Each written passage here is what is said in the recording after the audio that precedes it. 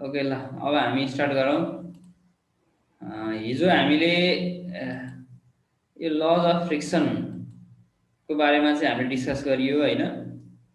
पहिला चाहिँ हामीले लिमिटिङ फ्रिक्सनको डेफिनेसन गरी लेखिएको थियो होइन, यो विभिन्न टाइप्सको कुरा गरिएको थियो। फ्लुइड फ्रिक्सनको कुरा हिजो डिस्कस गरिसकिया छ। अब यो एक्जाममा धेरै पटक सोधिसकेको क्वेसन हो, त्यसकारण यसलाई चाहिँ अलि त्यही अनुसारको चाहिँ तयारी गर्नु। तिमीहरूले आज नोट पाउँछौ पिडिएफ, त्यसलाई सार्नु है।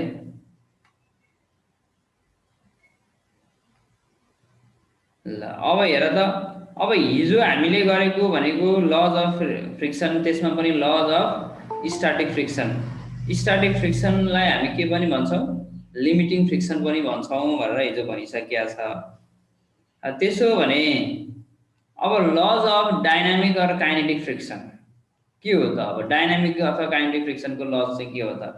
दुईटा फरक छ है, हिजो हामीले डिस्कस गरिसकेका छौँ। स्ट्याटिक फ्रिक्सन भनेको when the object is in rest stage, object चाहिँ रेस्टमा छ, हामीले फोर्स चाहिँ लगायौँ, तर फोर्स लगाउँदाखेरि अथवा फ्रिक्सन फोर्स लगाउँदाखेरि अब्जेक्ट मुभै गरेन भनेको हाम्रो फोर्स चाहिँ सफिसियन्ट भएन। अथवा त्यसरी हामी बुझ्न पनि सकिन्छ, अथवा force of friction is equal to applied force भनेर त्यसरी हामी दुई तरिकाले चाहिँ बुझ्न सक्छौँ है। त्यसो भने यो law of dynamic or kinetic फ्रिक्सनको के हो त? हेर त, फर्स्ट पहिलो ल चाहिँ के लेखाएर छ यसले? पहिलो लमा हेर,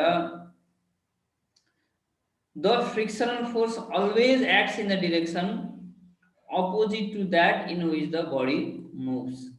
जहिले पनि फ्रिक्सन फोर्स कुन डिरेक्सनमा चाहिँ अप्लाइड हुन्छ त भने in a direction opposite to that in which the body moves. Body move भएको ठ्याक्क अपोजिट डिरेक्सनमा के।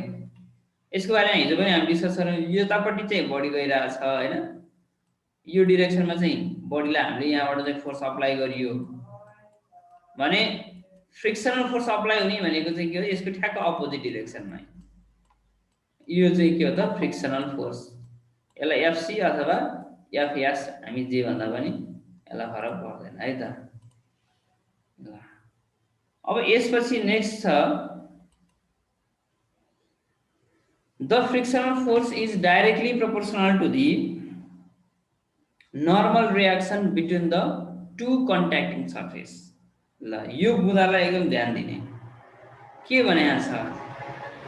The frictional force is directly proportional to, frictional फोर्सलाई मैले एफसी मान्ने ल अहिले है, directly proportional to the reaction normal reaction between the two surface भन्छ। भनेको रिएक्सनलाई हामी यो नर्मल रिएक्सन हो। जस्तै यहाँ हेर त, मैले एउटा चित्र बनाउँदैछु, यताबाट हामीले फोर्स अप्लाई गरियो, यतापट्टिको भनेको यो अप्लाई गरेको फोर्स हो, तिम्रो यतापट्टि लाग्ने सरी यो डिरेक्सनमा है, यो डिरेक्सन लाग्ने भनेको चाहिँ के भयो त भन्दा फ्रिक्सनल फोर्स हो। अब यहाँ काइनेटिक फ्रिक्सन भएर मैले चाहिँ के लेखिदिन्छु अहिले, एफ के भनेर लेखिदिन्छु। र यो तलतिर डाउनवर्ड लाग्यो भनेको अलवेज के हुन्छ? वेट हुन्छ भने ठ्याक्क अपोजिट यो न्युटन्सको थर्ड सम्झिने भयो अथवा जे भने यसको अपोजिटमा चाहिँ नर्मल रिएक्सन हुन्छ। त्यसकारण यो फ्रिक्सनल फोर्स चाहिँ के हुँदो रहेछ भने हो यो नर्मल रिएक्सनसँग डाइरेक्टली प्रोपोर्सनल हुँदो रहेछ। त्यसकारण हामी के लेखेको भने the frictional force is directly proportional to the two contacting surface भनेर भनेको है। यो दुईटा कन्ट्याक्टिङ सर्फेससँग चाहिँ डाइरेक्टली प्रोपोर्सनल हुनेको त्यसरी बुझ्नु पर्यो। नेक्स्ट हेर 3 नम्बरमा, the magnitude of force of dynamic friction bears a constant ratio to the normal reaction between the two surfaces but the ratio is slightly less than that in the limiting friction. अब यो जुन magnitude of dynamic friction छ नि, dynamic फ्रिक्सनको जुन magnitude छ, यसलाई suppose हामीले F के मान्यौँ भने bears a constant ratio to the normal reaction. Normal reaction सँग एउटा कन्स्ट्यान्ट रेशियो बनाउँछ के को त भन्दा बिट्विन द टु सर्फेसेस दुईटा सर्फेस बीच हैन but the ratio is slightly less than that in the case of limiting friction भएको भन्दा अलिकति बढी हुने होला जस्तो चेयरलाई हामी म्यू के भन्दैमी हेर है त म्यू के भनेको f बाइ r हुन्छ भन्छ यसले अब यो चाहिँ हामी डिराइभ गर्छौं अहिले पछाडी आज डिराइभ गर्छौं यसलाई म्यू के भनेको कोएफिसिएन्ट अफ काइनेटिक फ्रिक्सन अथवा coefficient of dynamic friction mu के यसको फर्मुला के हुन्छ त भन्दा यसले भने अनुसार है त is the ratio of a भन्दै नि is a constant ratio to the normal reaction यो फ्रिक्सनल फोर्स र नर्मल रियाक्सन बीचको रेशियोलाई नै हामी के भन्दा रहेछौं त यो म्यू के भनेर भन्छौं है त यसलाई चाहिँ तिमीहरुले यसरी बुझ्नु पर्यो अब यसपछि जाऊ अर्को छ 4 नम्बरमा हेर त the frictional force remains constant for moderate speed but it decreases slightly with the increase in speed यसले के भन्यो यो फ्रिक्सनल फोर्स चाहिँ के हुन्छ रे भने फ्रिक्सनल फोर्स चाहिँ remains constant for the moderate speed ठिक्कको स्पीड छ हैन हामीले कुनै अब्जेक्टलाई चाहिँ मुभ गरेर राख्छौं भने त्यो बेलामा कन्स्ट्यान्ट फ्रिक्सनल फोर्स चाहिँ के हुन्छ कन्स्ट्यान्ट हुँदो रहेछ but decreases slightly with the increasing speed speed अलिकति बढायो भने चाहिँ फेरि के हुँदो रहेछ फ्रिक्सनल फोर्स चाहिँ थोरै घट्दो रहेछ है भनेको मतलब हामी युनिफर्म भेलोसिटीमा गइराछौं भने फ्रिक्सनल फोर्स पनि के हुने हो सेम हुने हो इट डज नट चेन्ज भन यो युनिफर्म भेलोसिटीमा गए भने फ्रिक्सनल फोर्स चाहिँ रिमेन्स कन्स्ट्यान्ट हुने हो जति छ सुरुमा जति फोर्स लगाएर त्यतिमै हुने हो but when we increase right but when we increase the speed of rolling body अब यहाँ त के हो भने अब डायनामिक भन्ने बित्तिकै त मुभिङ बडी हो अब मुभिङमा नि अब हाम्रो चाहिँ स्लाइडिङ गर्ने खाले हो रोलिङ गर्ने खाले हो फ्लुइड फ्रिक्सन कुरा हो हिजो हामीले यो डायनामिक फ्रिक्सनको चाहिँ टाइप्सको बारेमा डिस्कस गरिसकेका छौं त्यो भएपछि स्पीड इन्क्रिज गराउँदाखेरि चाहिँ फ्रिक्सनल फोर्स चाहिँ के हुँदो रहेछ थोरै स्लाइडली चाहिँ डिक्रिज हुँदो रहेछ भनेर बुझ्नु पर्यो सो अब यसलाई हामी कसरी नोट गर्ने त हेर त so it may be noted that यो चारवटा पोइन्टलाई मैले यसरी डिस्क्राइब गर्दै छु for extremely low pressure and the very high pressure sufficient to produce the excessive deformation यसलाई हामी के भने त deformation the coefficient of static friction somewhat increases यसले के हो पहिला यसको बारेमा बुझौं फर एक्सट्रिमली लो प्रेसर एकदमै थोरै प्रेसर र छ अथवा एकदमै हाई प्रेसर छ भने sufficient to produce the excessive deformation deform गर्ने भने के हो भन त कसैले एकजनाले What is mean by deform?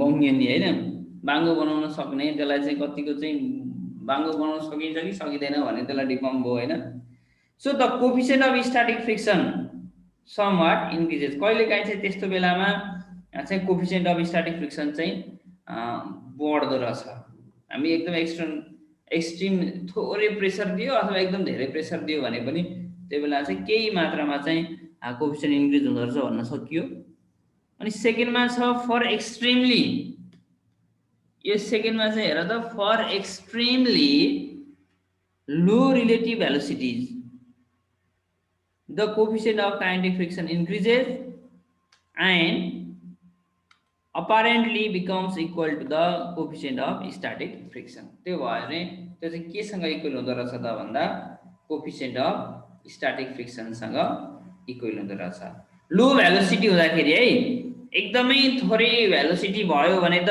लगभग त्यो त मुभै नभए जस्तो अवस्था भयो नि त, हो किन? पर एकदम एक्सट्रिमली लो भ्यालोसिटी भनेको छ त्यो थोरै के एकदमै थोरै मात्रै भ्यालोसिटी रहेछ भनेको अर्थ त के भने कोफिसिएन्ट अफ काइनेटिक फ्रिक्सन चाहिँ इन्क्रिज हुने भयो र केसँग इक्वल हुन जाने भयो त भन्दा स्ट्याटिक फ्रिक्सन छ। स्ट्याटिक फ्रिक्सन भने त रेस्टै हो। तिम्रो यहाँ चाहिँ एक्सट्रिमली लो रिलेटिभ भ्यालोसिटी भनेको छ भने यसमा पनि त के भयो त भ्यालोसिटी कम छ भने बित्तिकै अब्जेक्ट त मोसनमा त्यति आउने नै भएन नि। जस्तो यो ग्लासको कुरा गरौँ न, हामी ग्लासलाई के भन्छौँ? ग्लास भनेको लिक्विड हो नि वास्तवमा, सुपर कुल फ्लुइड भन्छ नि। हामीले भन्दाखेरि चाहिँ ग्लास भनेर चाहिँ के भन्छौँ? सोलिड भनेर पढिरहेको हुन्छौँ। तर एक्ज्याक्टली कुरा गर्ने हो भने ग्लासलाई हामी glass is consider as the liquid state हो। त्यही भएर त लामो समयसम्म होइन पुरानो घरहरूमा चाहिँ ग्लासको सिसा छ भने त्यो ग्लासको सिसाको चाहिँ तल पिलमा चाहिँ के हुन्छ? अलिकति मोटो, त्यो जुन एज छ नि त्यो एज चाहिँ इन्क्रिज भइरहेको हुन्छ, मोटोपन बढिरहेको हुन्छ। त्यसकारण यसमा हामी के बुझ्नु पर्यो भने एकदमै थोरै भ्यालोसिटी भयो भने कोफिसिएन्ट अफ काइनेटिक फ्रिक्सन चाहिँ इन्क्रिज हुँदो रहेछ। त्यो इन्क्रिज हुनु भन्नुको मतलब it is nearly equal to the or its value is nearly equal to the coefficient of static friction. अब थर्ड नम्बरमा हेर, for the very high velocity coefficient of kinetic friction decreases appreciably. अब high भ्यालोसिटीमा चाहिँ obviously के हुने भयो? Kinetic friction चाहिँ decrease हुने भयो। अघि नै हामीले भनिहाल्यौँ भ्यालोसिटी इन्क्रिज गरायो भने फ्रिक्सन चाहिँ के हुन्छ त? डिक्रिज हुन्छ भनेर ती कुराहरू चाहिँ हामीले चर्चा गरिसकेका छौँ। र लास्टमा छ ordinary changes in temperature do not materially affect the coefficient of friction. Normally हामी टेम्परेचर इन्क्रिज गरायो अब्जेक्टमा होइन, अब्जेक्टमा टेम्परेचर इन्क्रिज गरायो भने नि कोफिसिएन्ट अफ फ्रिक्सनलाई चाहिँ खासै असर पर्दैन भनेर भन्यो। ल यो तिमीहरूलाई केही कुराहरू सिक्नको लागि भयो। अब यसपछि हामी अगाडि बढौँ। अब एक्जाममा सोधिरहेका क्वेसनहरूको बारेमा हामी आज डिस्कस गर्न सुरु गऱ्यौँ। अब define angle of friction and coefficient of friction, यो 67 र 68मा आएको क्वेसन। यो पछि 72मा नि आएको छ है यो, किनभने यो छोटो छोटो आउँछ। यसमा तिम्रो चाहिँ सर्ट नोट लेख्ने भनेर आउँछ। सर्ट नोटमा चाहिँ 4वटा दिन्छ, 4वटामा चाहिँ 2.5 नम्बर हो होइन। 2.5 नम्बर भइसकेपछि हामीले यसलाई चाहिँ त्यही अनुसारको चाहिँ लेख्नुपर्छ।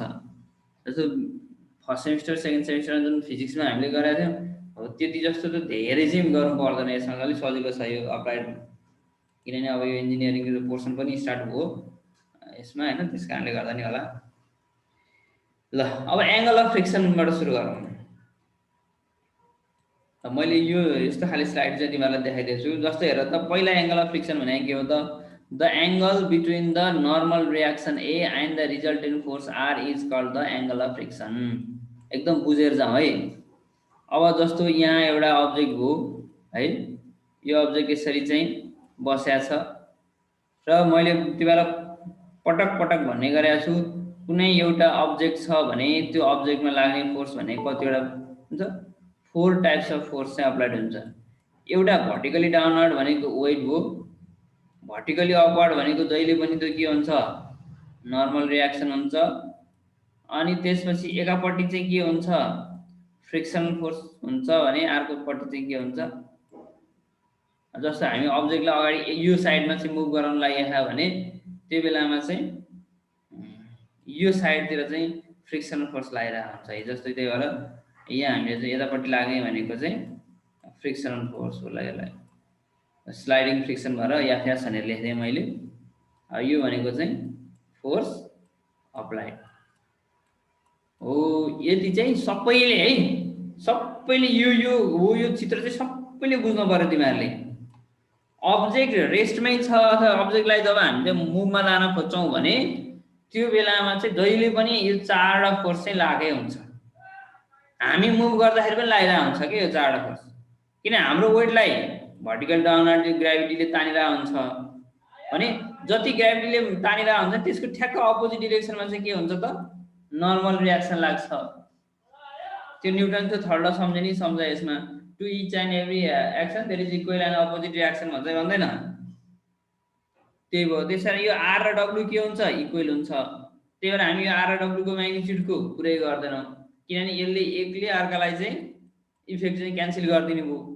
अब मेन भनेको यो के हो त यो आफै अप्लाइड फोर्स र यो फ्रिक्सनल फोर्स कति अप्लाई गरिएको छ र त्यसमा डिपेन्ड गर्ने भयो। त्यसकारण angle of friction is defined as the angle between the normal reaction A and the resultant force R is called the angle of reaction भनेको छ। यो फिगर हेर म यसलाई पहिला क्लियर गर्छु। जस्तो यो जुन तिमीले स्क्रिनमा देखेको फिगर छ यो फिगरलाई मैले यो राइट साइडमा पनि बनाएको छु। अब यो 0 अथवा ओ भन्ने हामी सेन्टर मान्यौं है, ओ भन्ने सेन्टर मान्यौं। यो तलतिर आएको भनेको भर्टिकल्ली के भयो डाउनवर्ड W = mg भयो है, यो सबैले बुझ्यो। त्यसपछि माथितिर यो अपवर्ड फोर्स भनेको के हो यो भनेको रिएक्सन भयो। त्यसपछि ओबी तिर के लागेको छ अप्लाइड फोर्स हो। ओबी तिर लागेको फोर्सलाई हामीले चाहिँ के भन्ने त अप्लाइड फोर्स। अथवा हामीले यसो भन्दा नि भो यो पी लाई हामी अप्लाइड मान्यौं भने जता माने नि केही फरक परेन है। ल अहिले चाहिँ मैले के गरे भने पी लाई मैले अप्लाइड फोर्स भनेर भन्दिए। ल यो पी भनेको चाहिँ के हो त अप्लाइड फोर्स हो। ल पी अप्लाइड फोर्स भने अब्वियसली के हुने भयो यो एफ भनेको फ्रिक्सनल फोर्स हुने भयो हो कि हैन। यो भनेको के हो त फ्रिक्सनल फोर्स हुने भयो।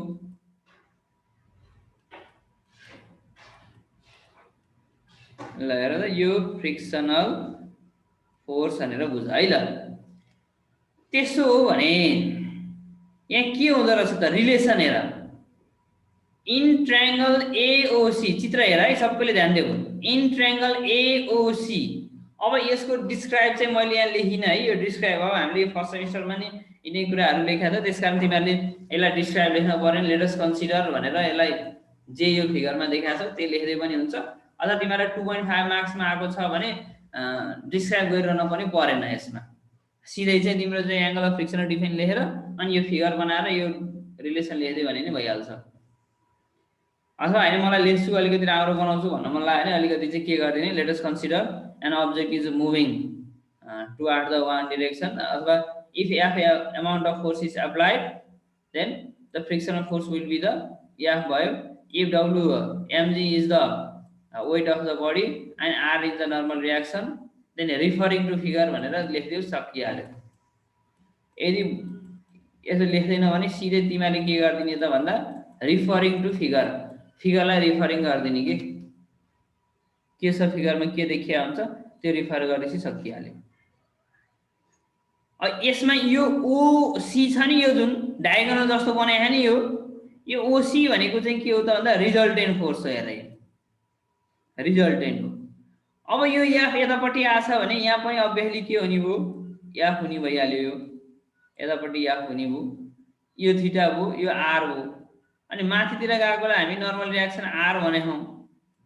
त्यो भएपछि यो थीटा हुने बित्तिकै एओसी ट्रायंगलमा tan theta is equal to के हुने भयो हेर त एसी अपन ओए हो कि हैन। यो एंगल भएपछि यो करेस्पोन्डिङ एंगल भइसकेपछि यो के हुन्छ परपेन्डिकुलर हुँदैन। यो के हुने भयो बेस हुने भयो। अनि tan थीटा को रिलेसन के हो tan थीटा भने के भन्छौं हामी tan theta is equal to b by p हो कि p by v हो भन त p by p हो sir. Good. tan theta is equal to के हुने भयो p by v हुने भयो। p भनेको यहाँ परपेन्डिकुलर ac भइहाल्यो अनि b भनेको तिम्रो oa भयो। त्यसकारण अब यो ac लाई हामी ob पनि त भन्न सक्छौं नि सक्दैनौ र यो बराबर के हुने भयो यो हुने भयो। त्यसकारण ac भनेको ob बन्दियो। ob को भ्यालु कति छ f भयो। oa को भ्यालु कति भयो नर्मल रिएक्सन r भयो भनेपछि f by r भयो। यहाँबाट हामी के लेख्न सक्छौं हेर त mu is equal to f by r हुँदो रहेछ। अघि मैले तिमीलाई उसमा लमा नि कुरा गरेको थिएँ म्यु इज इक्वल टु अब यहाँ के भयो त f by r। अब यहाँ स्लाइड गरे भएर कहिले प्राय बुकहरुमा चाहिँ के हुन्छ भने f यहाँ छैन लेखिदिने चलन छ। स्लाइड गरे भएर है यो स्लाइडिङ गरे हुन्छ नि त यो धकल्या हो यो यसरी स्लाइड गरा।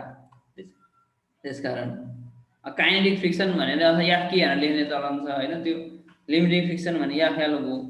स्ट्याटिक फ्रिक्सन यसरी जान्छ।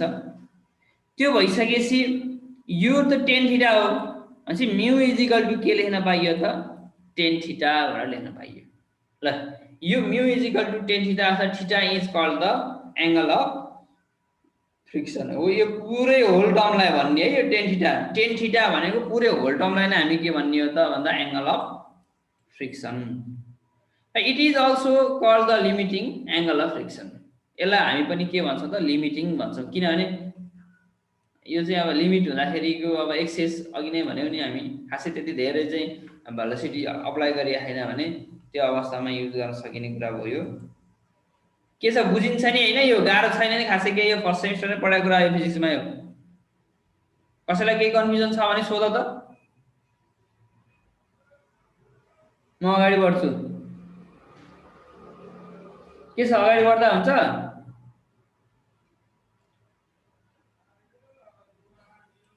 बोल्दैनन्। हुन्छ नि अगाडि बढ्दा? हुन्छ सर, एकपल्ट चाहिँ अब त्यसपछि सेकेन्डमा छ कोफिसिएन्ट अफ फ्रिक्सन भन्छ है। अघिको हाम्रो एंगल अफ फ्रिक्सन थियो, अब कोफिसिएन्ट अफ फ्रिक्सन अघिकै कुरा हो। अघि हामी जे कुरा गरेका थियौं म्यू को कुरा, जुन म्यू इज इक्वल टु हामीले के भन्यौं भने force upon normal reaction R भन्यौं हैन। अब यहाँ हेर त, it is defined as the ratio of limiting friction F to the normal reaction RN. यो आरएन नलेख्ने हुन्छ है, यो between the two bodies. So it is generally denoted by mu भन्ने। त्यसैले कोफिसिएन्ट अफ फ्रिक्सनलाई हामी के लेख्न सक्यो त the ratio of limiting friction or static friction.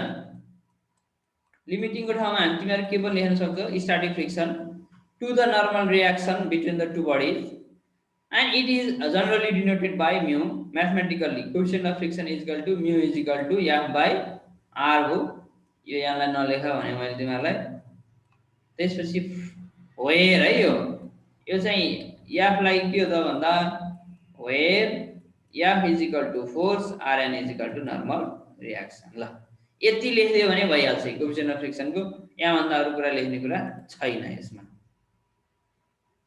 कतिपय कुराहरु सजिला पनि हुन्छन्। अब यसपछि चाहिँ एंगल अफ रिपोज। यो जति पनि हामी पढिरहेका छौं यो सबै फर्स्ट सेमिस्टरको फिजिक्समा काम लाग्छ है तिमीहरुलाई। यो अब फिजिक्स अब पढ्दाखेरि पनि चाहिन्छ यी कुराहरु। ल हेर त एंगल अफ रिपोज। तिमीहरुले यस्तो चित्र यो स्क्रिनमा देखेका जस्तो देखेका नि है जति हैन नि। यो काठमाडौँ जाने बाटोतिर चाहिँ हेर्दै हिँडेका छैनौ तिमीहरुले? काठमाडौँ जाने बाटोतिर यस्तै हुन्छ नि हैन। अन्त पनि भनौं काठमाडौँ अब नर्मली सबै प्राय काठमाडौँ देखाएर काठमाडौँ भने अन्त नि देखिन्छ। अब विशेष गरी यो खोलाको चाहिँ किनारमा यो बालुवाहरुलाई हैन गिटीहरुलाई चाहिँ के गर्दै सफा गर्नको लागि अनि त्यो चाहिँ टुक्रा गर्नलाई यस्तै बनाउँदैन त? यो बनाइरा हुन्छ नि। के भन्छ यसलाई तिमीहरुको इन्जिनियरिङ ल्याङ्ग्वेजमा? थाहा छ के? यसको नाम के हो? टक्क नाम मलाई थाहा भएन के यसको। त्यो क्रसर उसहरुमा हुन्छ हैन, क्रसर कम्पनीहरुमा हुने हो यो। अब यहाँबाट चाहिँ के जान्छ भने तिम्रो एकापट्टिबाट चाहिँ सर्लक्क चाहिँ पानी पठाइरा हुन्छ हैन।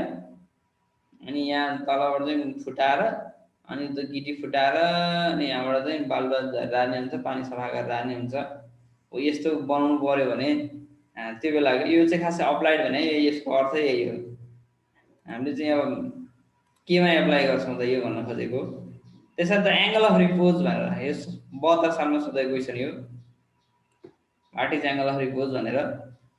हेर त angle of repose is the minimum angle of inclination at which the body starts sliding down from a inclined plane। यो भने चाहिँ के रहेछ भने मिनिमम एंगल अफ इन्क्लिनेसन। थोरै के कति एंगल अफ इन्क्लिनेसन राख्दाखेरि चाहिँ body just start to slide down के। बडी चाहिँ मुभै भएको छैन। जस्तो यहाँ एउटा एक्जाम्पल दिन्छु तिमीहरूलाई मैले। यसरी एउटा अब्जेक्ट छ, थोरै के एकदम थोरै स्लाइड बनाइयो भनेको हामीले, एकदम थोरै बनाइयो भने त्यो बेला चाहिँ के हुन्छ त? अब जस्तो यतिको चिप्लेटिक बनाइयो सपोज होइन, यहाँ केही एङ्गल थियो, यहाँ कुनै अब्जेक्ट राखियो, अब्जेक्ट राख्दाखेरि अब यो चिप्लिएन, हेर, बुझ्यो नि? तर यसलाई अलिकति थोरै अझै बढाइदियो, अझै चिप्लिँदैन। कुनै एउटा यस्तो कन्डिसन आउँछ भने यति डिग्रीको एङ्गल बनाउँछौँ, त्यति गर्दाखेरि यो बिस्तारै अब यहाँ राखेको अब्जेक्टहरू चाहिँ के गर्छ त? आफै स्लाइड हुन थाल्छ है। यहाँ राखेको अब्जेक्टहरू चाहिँ आफै के हुन थाल्यो त? स्लाइड हुन थाल्यो भने हो यो बेलाको जुन एङ्गल अफ इन्क्लिनेसन छ नि, यो एङ्गल अफ इन्क्लिनेसनलाई नै हामी के भन्ने हो त? एङ्गल अफ रिपोज भनेर भन्ने हो। बुझिन्छ नि होइन? नभए फेरि बुझ। जस्तो यो एउटा चाहिँ के भयो त भन्दा इन्क्लाइन प्लेन भयो। यो इन्क्लाइन प्लेनको माथि हामी कुनै अब्जेक्ट राखेका छौँ, तर यो अब्जेक्ट चाहिँ तलतिर खस्नतिर लागेन, खसेन भनौँ न। अब यो जुन छ यसलाई अलिकति बढाइदिउँ हामीले, यसको एङ्गल चाहिँ के गर्ने त? यहाँ यो बढाउनु भनेको मतलब यसको एङ्गल पनि बढ्ने भयो र यो अब्जेक्ट चाहिँ कहाँ पुग्ने भयो त? अब यहाँनिर जाने भयो। यहाँ जाने बित्तिकै अब यो अब्जेक्ट बिस्तारै स्लाइडली तलतिर चाहिँ डाउन हुन थाल्यो अथवा मुभ हुन थाल्यो। हो यो बेलाको जुन एङ्गल बनाएको छ, that angle is called the angle of repose. त्यही भएर हामी यसलाई भन्दैमा के भन्छौँ भने angle of repose is the minimum angle of inclination at which the body start sliding down from a incline plane भन्छ। एउटा यस्तो एङ्गल हो रे जहाँ चाहिँ बडी चाहिँ के गर्छ त? Just start to sliding down, incline प्लेनबाट बडी चाहिँ स्लाइडिङ डाउन गर्न थाल्छ भने है। अथवा हामी यसरी पनि लेख्न सक्छौँ यसलाई डिफाइन गर्नलाई, the minimum inclination of any plane to the horizontal is such that the body resting on the incline plane tends to move down the plane, then this minimum inclination of the plane is known as the angle of repose। भनेको the minimum inclination हुनु पर्यो कि यस्तो हुनु पर्यो कि minimum inclination हुनु पर्यो, and the body just start to slide down. Body चाहिँ थोरै एकदम भर्खरै चाहिँ के गर्न थाल्यो त? स्लाइड गर्न थाल्यो भने that is called the angle of repose भनेर भनेको है त। के छ? क्लियर छ कुरो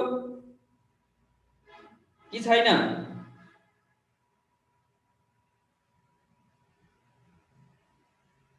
सुत्यो क्या हो सबै? बोल्दैनौ त?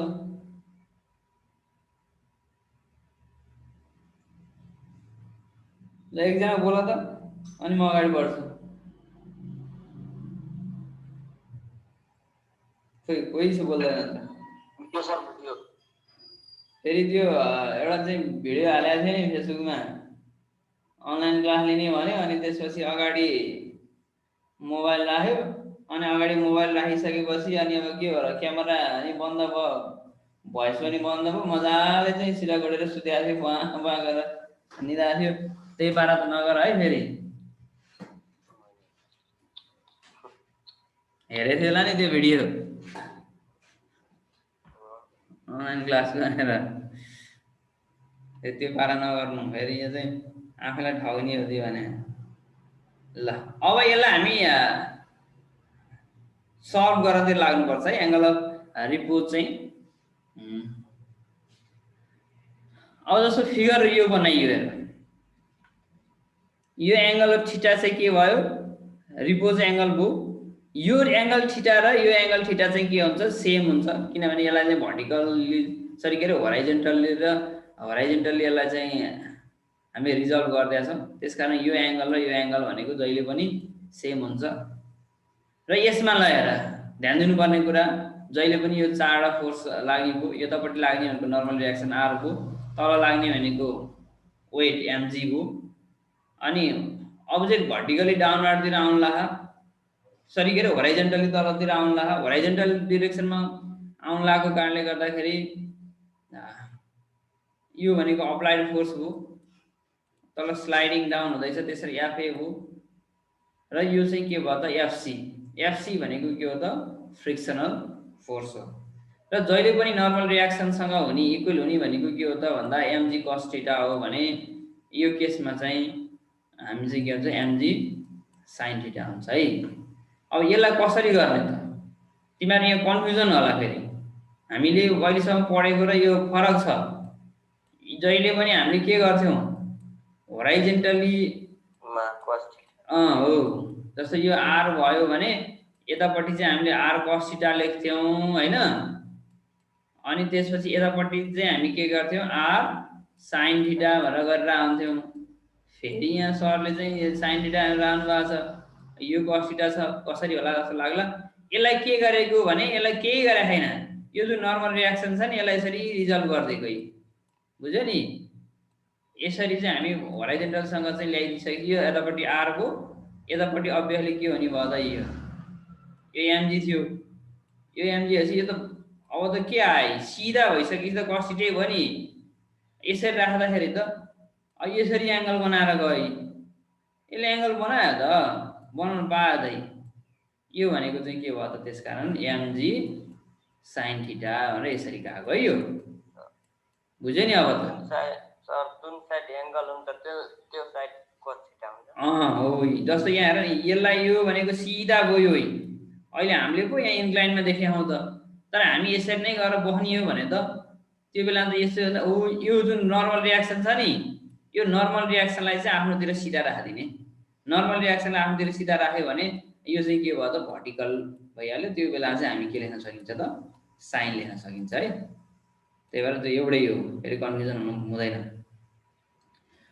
अब यहाँ सजिलो छ रिफर टु द फिगर फिगरलाई रिफर गरिदिने consider a body of weight W acting on a rough horizontal plane incline at angle theta एउटा रफ होराइजेन्टल प्लेन छ र यसको एङ्गल चाहिँ कति रहेछ त इन्क्लिनेसन एङ्गल भनेको थीटा इन्क्लिनेसन एङ्गल थीटा भन्नुको अर्थ यो एङ्गल अफ रिपोज चाहिँ के हो त थीटा हो भनेर बुझ्न पाइयो हामीले सो एङ्गल अफ रिपोज चाहिँ के रहेछ त थीटा रहेछ भनेर हामीले लेख्न पाइयो है नि अब हेर the body is in equilibrium under the action of following cases अब बडी चाहिँ इक्विलिब्रियममा जान्छ अरे कुन बेलामा त यो तलको दुईटा केसहरूको भन्छ अहिले एउटा हेर त फर्स्टमा weight MG which may be resolved into two component यो जुन वेट एमजी छ यसलाई हामी दुईवटा कम्पोनेन्टमा रिजल्भ गर्न सक्छौं फर्स्टमा हेर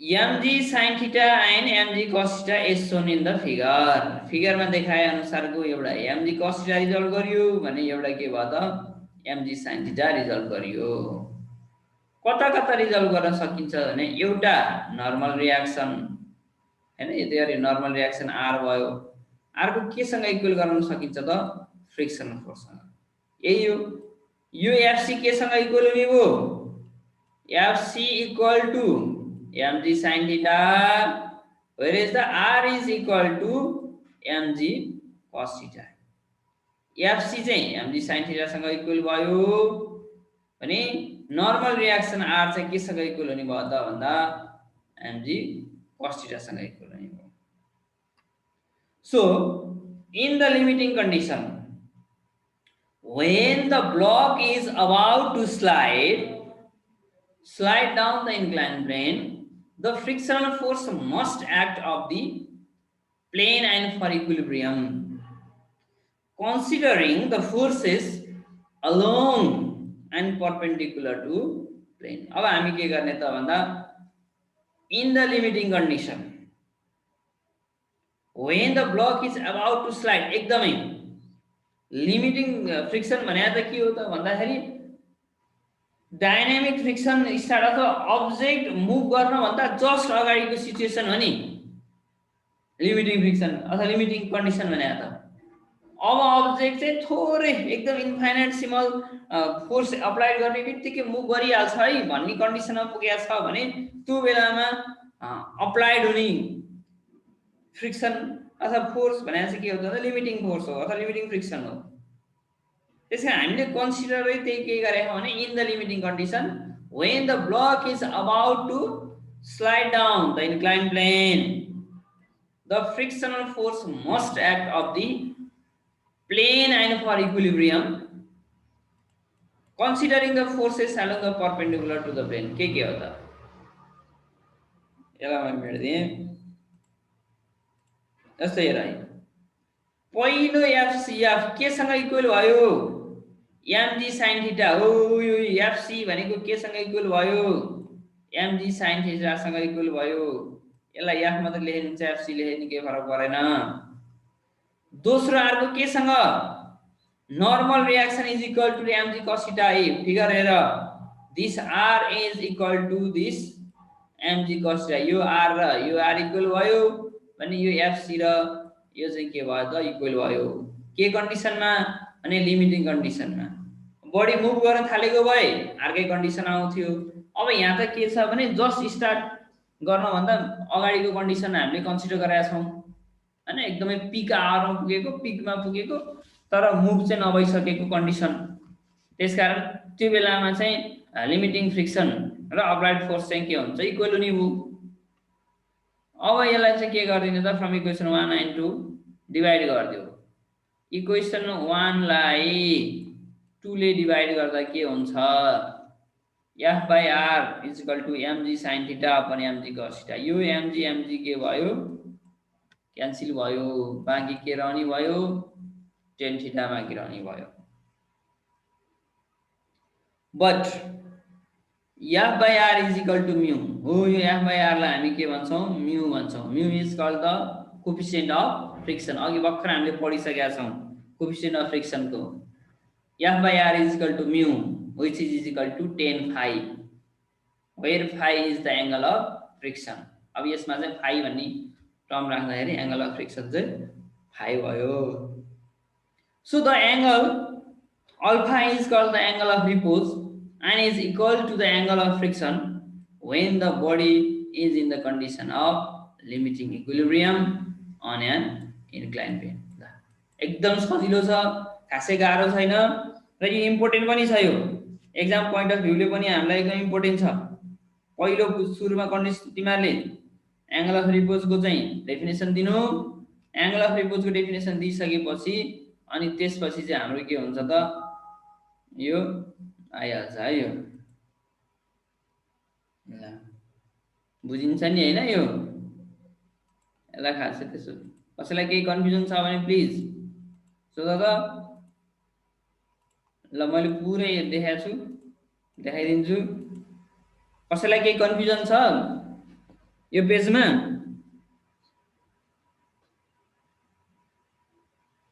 छैन नि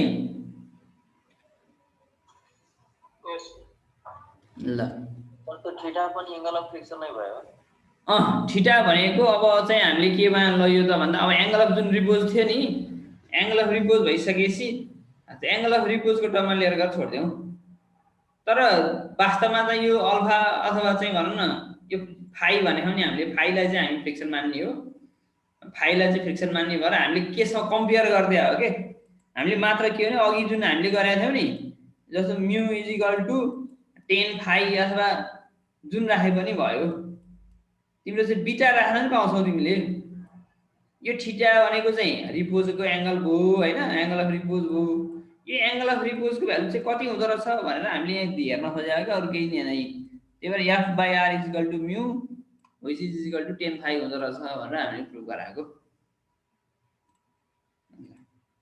अब यसपछि हामी अर्को जाउँ अलिकति छ हैन समय हामीसँग अझै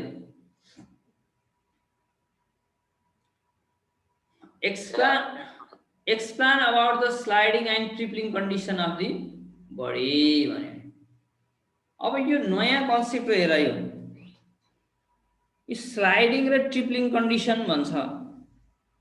के हो त यो भने यो 74 सालमा सोधेको रहेछ। यो 6 नम्बरमा सोधेको क्वेसन हो। यो त्यहाँभन्दा पहिला सोधेको थिएन, यो 74 मात्रै सोधेको हो। यो के हुँदो रहेछ भने यो जुन यहाँ एउटा अब्जेक्ट देखाइएको छ, यो तिमीहरूले फिगरमा देखाएको छौ।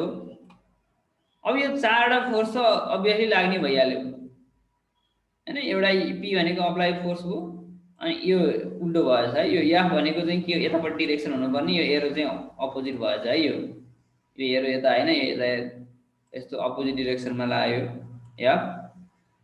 अनि तिम्रो वेट भनेको जहिले पनि के हुन्छ, भर्टिकली डाउनवर्ड हुन्छ। यो वेट के तिर लाग्ने भयो, भर्टिकली डाउनवर्ड। र नर्मल रियाक्सन चाहिँ के हुन्छ भने भर्टिकली अपवर्ड हुन्छ।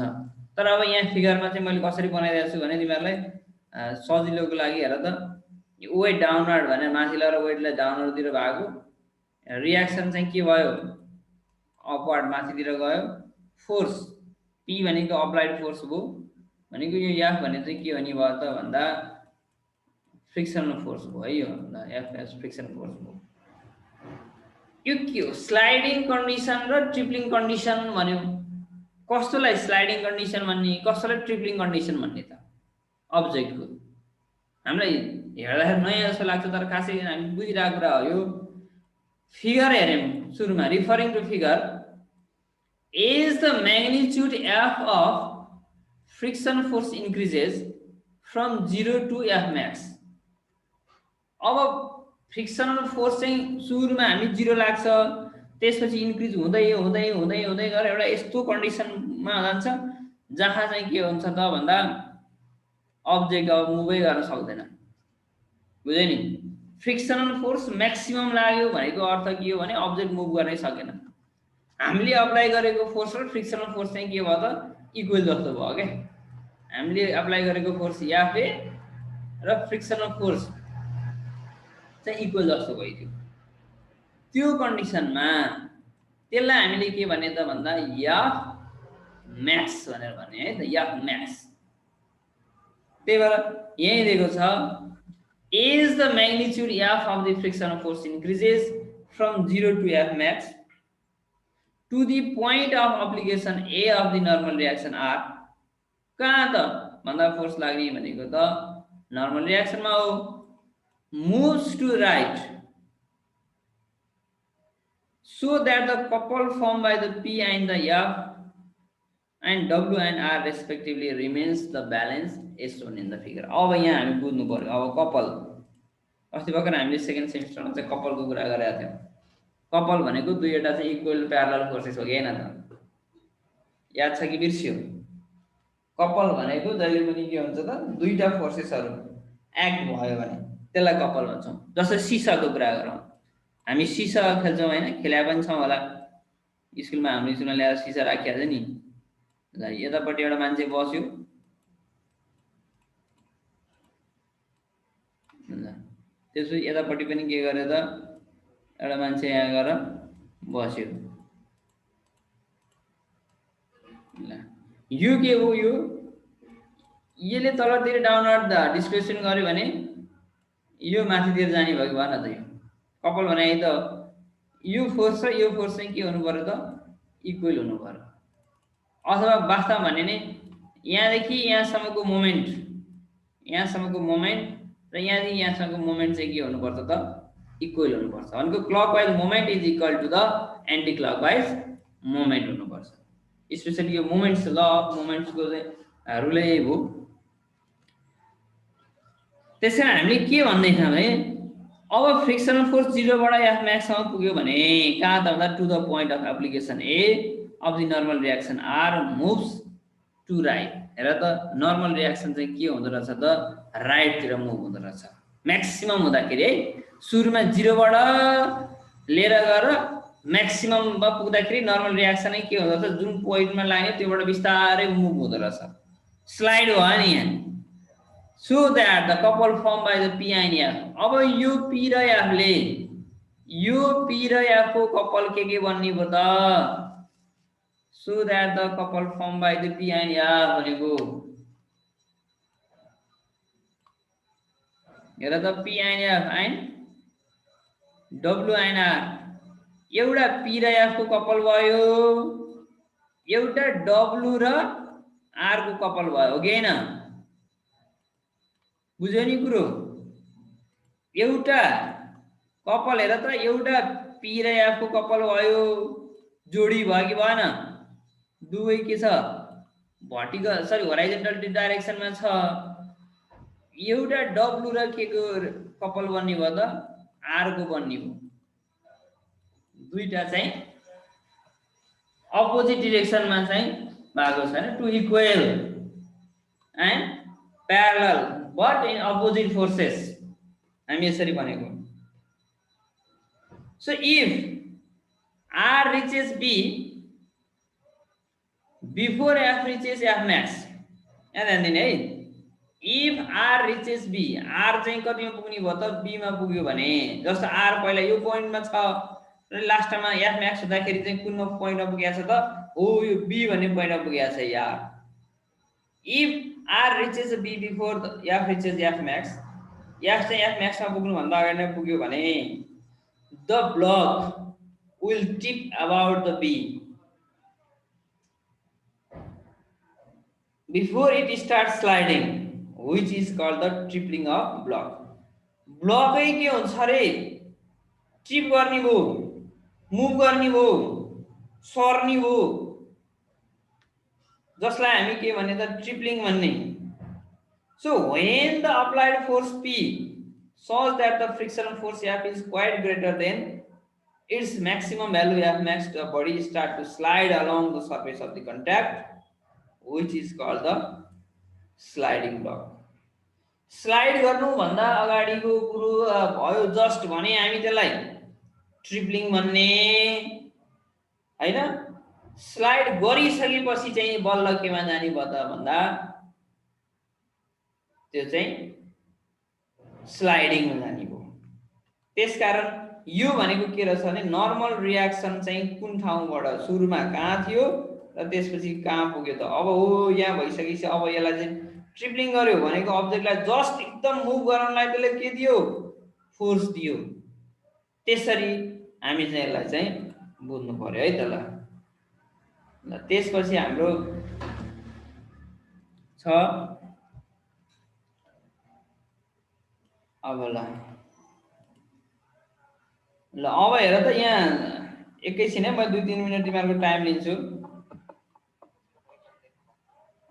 हैन अब यो हामीले फर्स्ट सेमिस्टरमा पढेका कुरा यो 75 सालमा सोधिएको क्वेशन यो वास्तवमा हाम्रो करिकुलममा चाहिँ थिएन करिकुलममा नभए पनि अब यो state the Newton first law of motion second law of motion र थर्ड ल अफ मोसन भनेर यसले 8 नम्बरमा 75 सालमा सोधियो त्यो भइसकेपछि यो first law of motion second law of motion र थर्ड ल अफ मोसन चाहिँ यहाँ चाहिँ गर्नु पर्यो मैले सर र यसमा चाहिँ अलिअलि तिमीहरुलाई भनेर छोडिदिन्छु है फर्स्ट ल यो सबै खासै गाह्रो छैन फर्स्ट ल अफ मोसन भन्यो भने के हो यो this first law of motion is also called the law of inertia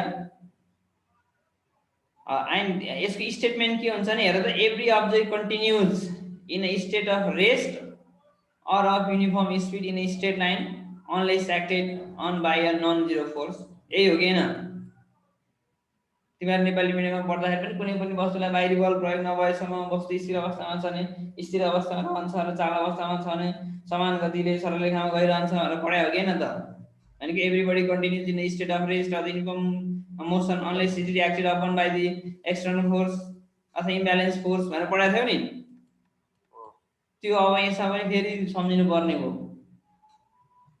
नौ कक्षामा पढ्यो फर्स्ट सेमिस्टरमा पढ्यो अब थर्ड सेमिस्टरमा चाहियो त्यसकारण यसको मेन कुरा मैले लेखेको छु जस्तो यहाँ हेर त an object will not change its motion unless acted on by the unbalance forces if it is at rest it will stay at rest हैन if it is in motion it will remain at the same velocity So object which greater mass have the more inertia जसको मास बढी छ त्यसको inertia बढी हुने भयो जसको मास थोरै छ त्यसको इनर्शिया पनि के हुने भयो त थोरै हुने भयो यो कुरा चाहिँ हामीले बुझ्नु पर्यो है त ल भनेको अब्जेक्ट सुरुमा चाहिँ रेस्ट स्टेजमा छ भने रेस्टमै रहन्छ अरे मोसनमा छ भने मोसनमै युनिफर्म भेलोसिटीका साथ गइरहन्छ unless it is acted upon by the external forces external force apply नभएसम्म। जस्तै हाम्रो अर्थको कुरा गरौँ होइन, अर्थ पनि के छ सधैँ एउटै चाहिँ उसमा चाहिँ मुभ गरिरहेछ, त्यसरी बुझ्नु पर्यो। त्यसपछि Newton second law of motion छ। Newton second law of motion states that the rate of the change in the momentum is directly proportional to the force applied in the direction of force हो, यो statement हो। For example when the acceleration is applied on a moving vehicles, the momentum of the vehicle increases and the increases is in the direction of the motion because the force is being applied in the direction of motion. So on the other hand, when the brake is applied to the moving vehicle, the momentum of the vehicle decreases and the decrease is in the opposite direction of the motion because the force is being applied in the opposite direction of motion भनेको छ। Specially यो Newton second law of motion चाहिँ हामी के बुझ्नु पर्यो भने the rate of change of momentum, the rate of change of momentum is directly proportional to the force हो। यतापट्टि हेर त राइट साइडमा rate of change in momentum भने हो किन, रेट आउने बित्तिकै टाइमले डिभाइड गरिदिइहाल्ने। So F is directly proportional to the change in momentum upon time हो। चेन्ज इन मोमेन्टम भनेको के हो, initial momentum is denoted by MB, sorry के अरे final momentum minus initial momentum हो and final momentum is denoted by MB, initial momentum is denoted by MU. So we apply the divide it by the T हो। अब योबाट common लिदियो, यहाँ common आयो, am common आएपछि बाँकी के रहने भयो, F is proportional to M V minus U हो।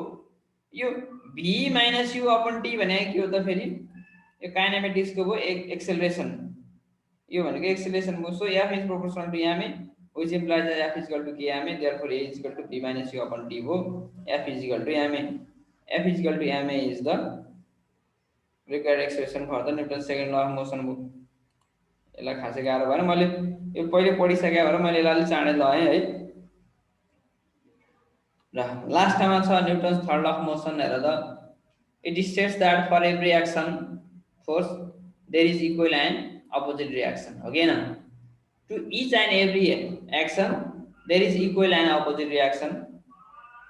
So Newton's third law is also called the law of action and reaction, यसलाई हामी law of action and reaction पनि भन्छौं।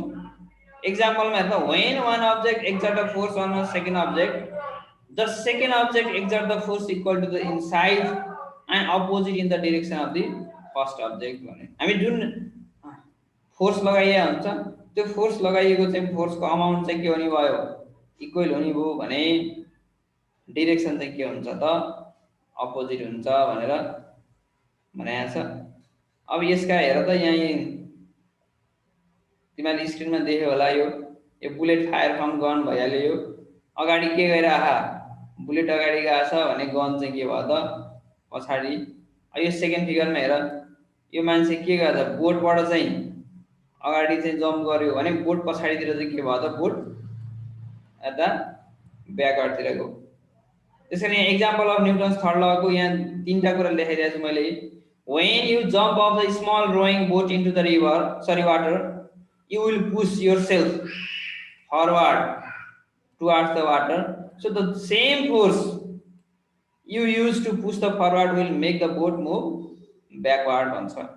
जति अमाउन्ट अफ फोर्सले चाहिँ हामी चाहिँ अगाडितिर गइरा हुन्छौं त्यति नै अमाउन्ट अफ फोर्सले चाहिँ बोट चाहिँ के हुन्छ त पछाडी जान्छ। त्यो भनेको action and reaction are equal. Then when air rushes out of the balloon, the opposite reaction is that the balloon flies up.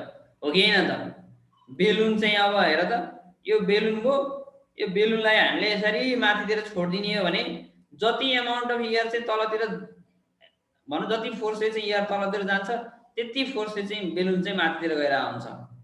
यो आधारमा चाहिँ रकेट पनि बनाएको हो। यो यसलाई हामीले यसरी बुझ्नु पर्यो। And when you dive off the diving board, you push down the springboard, the board springs back to the force even to the air. ल यिनै कुराहरु भयो। यसमा यो धेरै एक्जाम्पलहरु लेखिरहनु पर्दैन तिमीहरुलाई।